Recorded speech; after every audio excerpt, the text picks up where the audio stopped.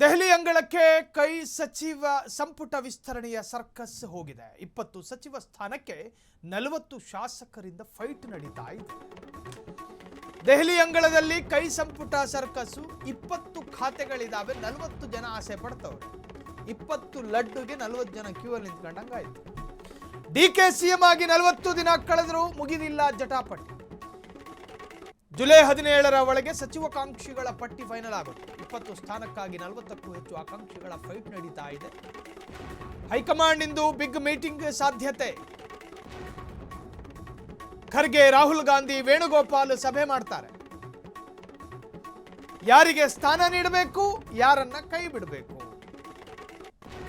ಜಾತಿ ಪ್ರಾದೇಶಿಕ ಸಮತೋಲನ ಕಾಯ್ದುಕೊಳ್ಳೋದು ಹೇಗೆ, ಈ ಬಗ್ಗೆ ಚರ್ಚಿಸಲಿರುವ ಹೈಕಮಾಂಡ್ ನಾಯಕರು.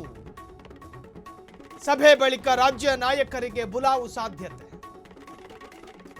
ಇವತ್ತು ಅಥವಾ ನಾಳೆ ದಿಲ್ಲಿಗೆ ಸಿಎಂ ದೌಡಾಯಿಸ್ತಾರೆ. ಸಿದ್ದು, ಪರಮೇಶ್ವರ್, ಹರಿಪ್ರಸಾದ್ ಸಹ ದೆಹಲಿಗೆ ಹೋಗಿ ಮಾತನಾಡ್ತಾರೆ. ಸಾಂಪ್ರದಾಯಿಕವಾಗಿ ಕಾಂಗ್ರೆಸ್ ಏನು ಮಾಡುತ್ತೆ?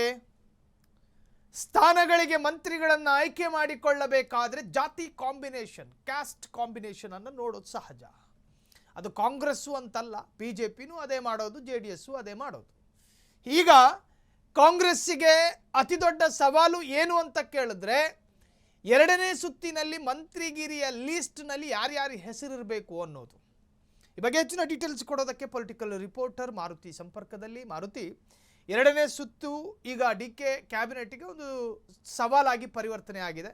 ಸೊ ಇವತ್ತು ಸಭೆ, ಆ ಸಭೆಯ ತಾತ್ಪರ್ಯ ಮತ್ತು ಉದ್ದೇಶ ಏನಾಗಿರಬಹುದು ಮಾರುತಿ? ಫೈನ್, ಹೌದು.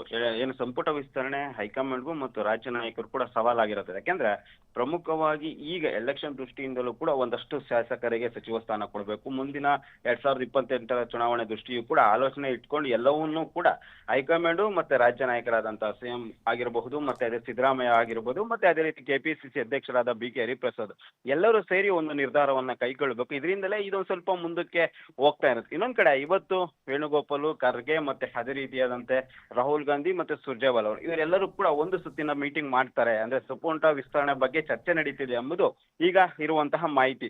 ಯಾಕೆಂದ್ರೆ ಸಂಪೂರ್ಣವಾಗಿ ರಾಜ್ಯ ನಾಯಕರನ್ನ ಕರೆಸಿ ನಿರ್ಧಾರ ಮಾಡೋಕ್ಕಾಗಲ್ಲ. ಈಗಾಗಲೇ ಒಂದು ಹೈಕಮಾಂಡ್ಗೆ ಒಂದು ಪಟ್ಟಿಯನ್ನ ಈಗಾಗಲೇ ಸಿಎಂ DK ಅವರು ಕೂಡ ಕಳಿಸಿರೋದು. ಅಲ್ಲಿ ಆ ಪಟ್ಟಿ ಇಟ್ಕೊಂಡು ಚರ್ಚೆಗಳು ನಡೀತವೆ. ಪ್ರಮುಖವಾಗಿ ಯುವಕರಿಗೆ ಅವಕಾಶ ಕೊಡಬೇಕು ಅಂತ ದೊಡ್ಡ ಮಟ್ಟದಲ್ಲಿ ಧ್ವನಿ ಕೇಳಬರ್ತಿದೆ. ನನ್ನ ಕಡೆ ರಾಹುಲ್ ಗಾಂಧಿ ಅವರು ಕೂಡ ಚುನಾವಣೆ ದೃಷ್ಟಿಯಿಂದ ಯುವಕರಿಗೆ ಮತ್ತು ಮೊದಲ ಬಾರಿ ಆಯ್ಕೆಯಾದವ್ರಿಗೂ ಕೂಡ ಸಚಿವ ಸ್ಥಾನ ಕೊಡಬೇಕು ಅಂತ ಈಗಾಗಲೇ ಒಂದು ಸೂಚನೆಯನ್ನ ಕೊಟ್ಟಿದ್ರು. ಅದರ ಆಧಾರದ ಮೇಲೆ ಲೆಕ್ಕಾಚಾರಗಳು ಹಾಕ್ತವೆ. ವೇಣುಗೋಪಾಲ್ ಮತ್ತೆ ಅದೇ ರಾಹುಲ್ ಗಾಂಧಿ ಮಲ್ಲಿಕಾರ್ಜುನ್ ಖರ್ಗೆ ಸೇರಿ ಒಂದು ಮೀಟಿಂಗ್ ಅನ್ನ ಮಾಡಿ ಯಾರಿಗೆಲ್ಲ ಆಕಾಂಕ್ಷಿಗಳಿದ್ದಾರೆ, ಸುಮಾರು 50 ಜನ ಆಕಾಂಕ್ಷಿಗಳು ಕೂಡ ಈಗ ಸಚಿವ ಸ್ಥಾನಕ್ಕೆ ಇರೋದ್ರಿಂದ ಯಾರಿಗೆಲ್ಲ ಅವಕಾಶಗಳನ್ನು ಕೊಡಬೇಕು, ಪ್ರಮುಖವಾಗಿ ಜಾತಿ, ಜಿಲ್ಲೆ ಮತ್ತು ಅದೇ ರೀತಿಯ ಸಮುದಾಯವರು ಕೂಡ ಲೆಕ್ಕಾಚಾರಗಳನ್ನ ಹಾಕ್ಬೇಕು. ಸಿದ್ದರಾಮಯ್ಯರನ್ನ ಸಿಎಂ ಸ್ಥಾನದಿಂದ ಇಳಿಸಿರೋದ್ರಿಂದ ಅಹಿಂದ ವರ್ಗದ ನಾಯಕರನ್ನು ಕೂಡ ಪರಿಗಣನೆಗೆ ತೆಗೆದುಕೊಳ್ಬೇಕು ಮತ್ತು ಮೊದಲ ಬಾರಿಗೆ ಆಯ್ಕೆಯಾದಂತ ಶಾಸಕರು ಕೂಡ ಪರಿಗಣನೆಗೆ ತೆಗೆದುಕೋಬೇಕು. ಈಗಾಗಲೇ ಮತ್ತೆ ಹಿರಿಯರು ಕೂಡ ಏನು 3-4 ಬಾರಿ ಏನು ಈಗಾಗಲೇ ಶಾಸಕರಾಗಿದ್ರು ಕೂಡ ಅವರಿಗೆ ಸಚಿವ ಸ್ಥಾನ ಸಿಕ್ಕಿಲ್ಲ, ಅವ್ರನ್ನು ಕೂಡ ಪರಿಗಣನೆಗೆ ತೆಗೆದುಕೊಂಡು ಎಲ್ಲವೂ ಕೂಡ ಲೆಕ್ಕಾಚಾರ ಮಾಡ್ಬೇಕು. ಹಾಗಾಗಿ